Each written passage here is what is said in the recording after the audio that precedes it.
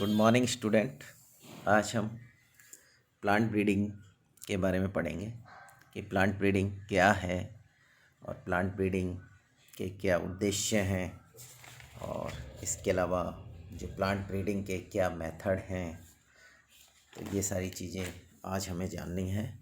तो यहाँ पर जब हम बात करते हैं प्लांट ब्रीडिंग, इसके अंतर्गत क्या करते हैं हम, जैसे ये एक बॉटनी या वनस्पति विज्ञान की एक शाखा है जिसके अंतर्गत प्राकृतिक या कृत्रिम रूप से विभिन्न उपयोगी पादपों को आर्थिक रूप से, सामाजिक रूप से, आनुवांशिक रूप से तथा पारिस्थितिक रूप से मानव अथवा कृषि उपयोग हेतु श्रेष्ठतम बनाया जाता है तथा मानव कल्याण में इसका महत्वपूर्ण योगदान जो कि होता है। तो यहाँ पर जो प्लांट ब्रीडिंग मतलब एक तरह की ये जो ब्रांच है साइंस की या बॉटनी की, इसके अंतर्गत हम नेचुरल या आर्टिफिशियल रूप से जो हमारे लिए यूजफुल प्लांट हैं इनको हम इकोनॉमिक, सोशल या जेनेटिक रूप से या इकोलॉजिकल रूप से जो ह्यूमन बीइंग या एग्रीकल्चर के लिए हम उन्हें मतलब कि कैसे उनसे श्रेष्ठतम प्राप्त कर सकते हैं, इस आधार पे हम प्लांट ब्रीडिंग करते हैं जिससे प्लांट से हमें ज़्यादा प्रोडक्शन मिल सके। अब यहाँ पर सेकंड जो दे रखा है प्लांट ब्रीडिंग या पादप प्रजनन के उद्देश्य। अब यहाँ पर हम देखते हैं कि इसके अंतर्गत मतलब क्या क्या उद्देश्य, क्या क्या ऑब्जेक्टिव हो सकते हैं। जैसे हम देखते हैं सबसे पहले जो प्लांट ब्रीडिंग का उद्देश्य जो एग्रीकल्चर जो प्रोडक्ट हैं उनकी क्वालिटी को क्या है इम्प्रूव करना है। सेकंड अगर हम देखें तो उन्हें क्या है उनकी रेसिस्टेंस पावर बढ़ाना जिससे कि इंसेक्ट ये इत्यादि उस पर अटैक नहीं कर सकें। और थर्ड अगर हम देखें जैसे जगह जगह की सॉइल और क्लाइमेटिक कंडीशन अलग अलग हैं तो वहाँ पर भी वो प्लांट आराम से सरवाइव कर सके तथा उसका जो भी ग्रोथ पीरियड है, इसके अलावा जो फ्लावरिंग है या फ्रूट जो निर्माण है या जो मैच्योरेशन पीरियड है, इनमें मतलब कि हमें जो कि अच्छा प्रोडक्शन मिले, इसके आधार पे प्लांट ब्रीडिंग पे वर्क किया जाता है। और यहाँ पर जो मेनली हम देखते हैं तो इसके अंतर्गत जो प्लांट ब्रीडिंग का सबसे इम्पोर्टेंट उद्देश्य यही है कि जो है प्रोडक्शन को बढ़ाना और एनवायरनमेंट के हिसाब से या सॉइल कंडीशन के हिसाब से प्लांट की वैरायटी को इम्प्रूव करना जिससे एग्रीकल्चर फील्ड या मतलब कि किसान हैं, फार्मर हैं, उनको भी फ़ायदा हो सके और प्रोडक्शन ज़्यादा से ज़्यादा बढ़ सके। तो यहाँ पर आगे दे रखा है मेथड ऑफ प्लांट ब्रीडिंग या पादप प्रजनन की विधियाँ।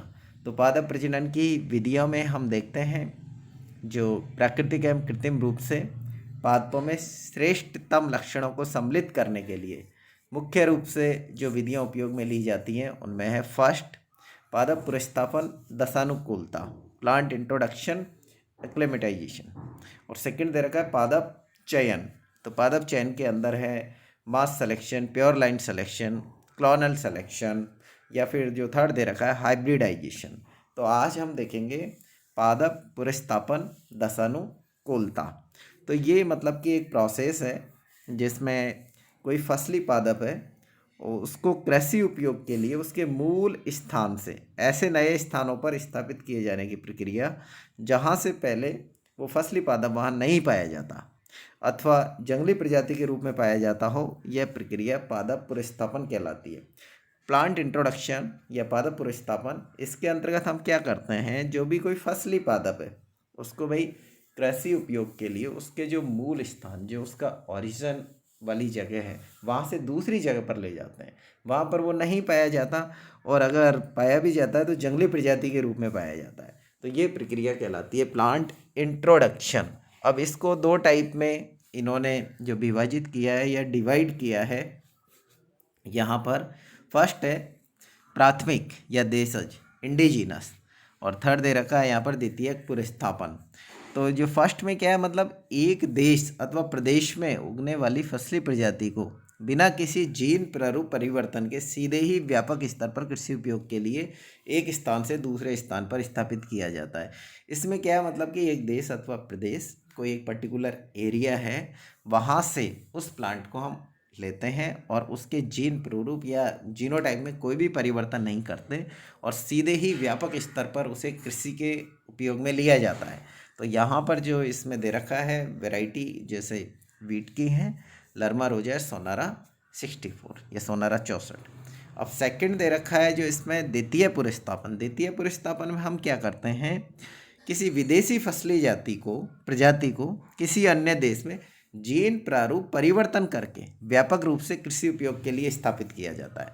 मतलब कि जो एक विदेशी जाति है, फसली जाति है, उसको दूसरी जगह पर जाकर मतलब उसके जीनोटाइप में परिवर्तन करके उसको उपयोग में लिया जाता है।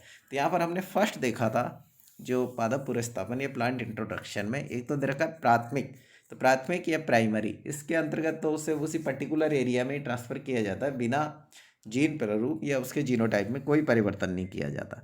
जबकि सेकंड के अंदर हम देखते हैं उसे दूसरे एरिया से लेकर उसके जीन प्रारूप में परिवर्तन किया जाता है। इसका एग्जाम्पल दे रखा है यहाँ पर, गेहूं के अंदर है कल्याण सोना और चावल के अंदर है IR8। अब यहाँ पर जो हम देखते हैं इसकी क्रियाविधि, तो क्रियाविधि के अंदर क्या है, जैसे हम कोई फसली पादप का स्वभाव है या उत्कृष्ट लक्षण, जैसे उत्पादन क्षमता, गुणवत्ता, विभिन्न कीट व मतलब कि इंसेक्ट या पेस्ट के प्रति प्रतिरोधक क्षमता या रेसिस्टेंस पावर, विभिन्न अनुकूलन या एडप्टेशन आदि के लक्ष्यों को प्राप्त करने के लिए ये हमें किया जाता है, जो निम्न चरणों में पूर्ण होता है, जो कि इसकी मेथड है। सबसे पहले तो है पादप सामग्री को प्राप्त करना। हम क्या करते हैं इसमें, पादप सामग्री को मतलब कि प्राप्त करते हैं। सेकंड दे रखा है क्वेरांटीन, संगरोध, मतलब इनके साथ कोई भी अवांछित वीड्स या बैक्टीरिया या कोई बीमारी इनके साथ मतलब कि चल के ना आए, तो ये पादप संक्रोध जो एक प्रोसेस है जिसके थ्रू मतलब उन्हें चेक किया जाता है, अगर वो इन्फेक्टेड प्लांट लगता है तो उसको लाया नहीं जाता है। फिर इन्हें हम सूचीबद्ध करते हैं, फिर इनका मूल्यांकन करते हैं, फिर इनका जो यहाँ पर दे रखा है गुणन एवं वितरण। अब जो हम देखते हैं कि भाई इसका जो गुण व दोष क्या है। अब एक तो क्या है इसमें गुण, इस विधि से मतलब कि अल्प समय में ही नई किस्म प्राप्त हो जाती है। अब विश्व में विभिन्न विभिन्न स्थानों पर फैल रही विभिन्न प्रजातियों का वितरण नए नए क्षेत्रों में होता है, जिससे कि पादपों की अनुकूलनशीलता तथा इनके जर्मप्लाज का संरक्षण किया जाता है। और यहाँ पर जो हम देखें कि भाई इसका जो मेनली बात करें हम इसका कि भाई दोष क्या है, दोष में यह है कि विभिन्न क्षेत्रों में उत्कृष्ट किस्में प्राप्त होती हैं, परंतु कभी कभी अवैध पुरस्तापन में संगरोध प्रक्रिया नहीं अपनाने के कारण कोई ना कोई बीमारी इनके साथ में, या वीड्स या जो भी खरपतवार हैं या कोई बैक्टीरिया हैं या वायरस हैं इनके साथ में आ जाते हैं, जिनसे कि ज़्यादा नुकसान होता है। तो कई बार हम देखते हैं जैसे कि यहाँ पर एक बीमारी दे रखी है, ये लेट ब्लाइट ऑफ पोटैटो जो कि यूरोप से आया है। ऐसे ही पार्थेनियम है जो अमेरिका से पुरस्तापित हुआ है, और जलकुंभी, वाटर हाइसिंथ, बंगाल का आतंक, तो ये इसी तरीके से कुछ जो आई है जहाँ पर प्रॉपर मतलब कि संगरोध या क्वारंटीन का पालन नहीं किया गया है। तो ये इस तरह का इसका एक दोष है। अब इसमें जो उपलब्धियाँ तो यहाँ पर कुछ वेराइटी ये दिखा रखी है कि लर्मा रोजा सोनारा 64, तो ये कई सारी हैं। तो यहाँ पर आज हमने जो प्लांट ब्रीडिंग के बारे में जाना, तो प्लांट ब्रीडिंग के अंतर्गत सबसे पहले तो कि व्हाट इज़ प्लांट ब्रीडिंग क्या है। Second, objective of plant breeding, तो ऑब्जेक्टिव मेनली फिर देखते हैं पादप प्रजनन की विधियाँ या मेथड ऑफ प्लांट जो रिप्रोडक्शन, यहाँ पर हम बात करें। अब इसके अंतर्गत जो दे रखा है मेनली पादप पुरस्तापन, दशानुकूलता, सेकंड ये पादप चयन, ये प्लांट सिलेक्शन, थर्ड दे रखा है हाइब्रिडाइजेशन। तो आज हमने पादप पुरस्तापन इसके बारे में, प्लांट इंट्रोडक्शन के बारे में जाना, जिसके अंतर्गत दे रखा था प्राइमरी इंट्रोडक्शन या सेकेंडरी इंट्रोडक्शन। अब इसका मेथड देखने के बाद इसके जो मेरिट डीमेरिट या इसके गुण व दोष क्या हैं, तो हमें मेनली ये पता लगा जो प्लांट ब्रीडिंग है मतलब कि एक ब्रांच है जिसके अंतर्गत मेनली इसका उद्देश्य यही रहता है कि प्लांट जो इनका प्रोडक्शन है मतलब कि एग्रीकल्चर के अंतर्गत बढ़ाया जाए, क्योंकि जिससे पॉपुलेशन की डिमांड पूरी की जा सके।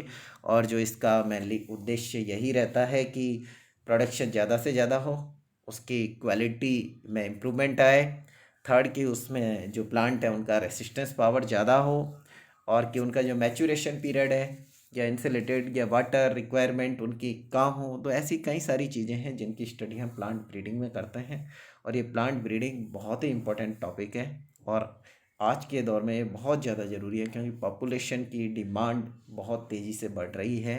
तो इसमें आपको और ज़्यादा जानने की ज़रूरत है, तो आप अपने स्तर पर भी प्लांट ब्रीडिंग को देखिए। थैंक यू बच्चों।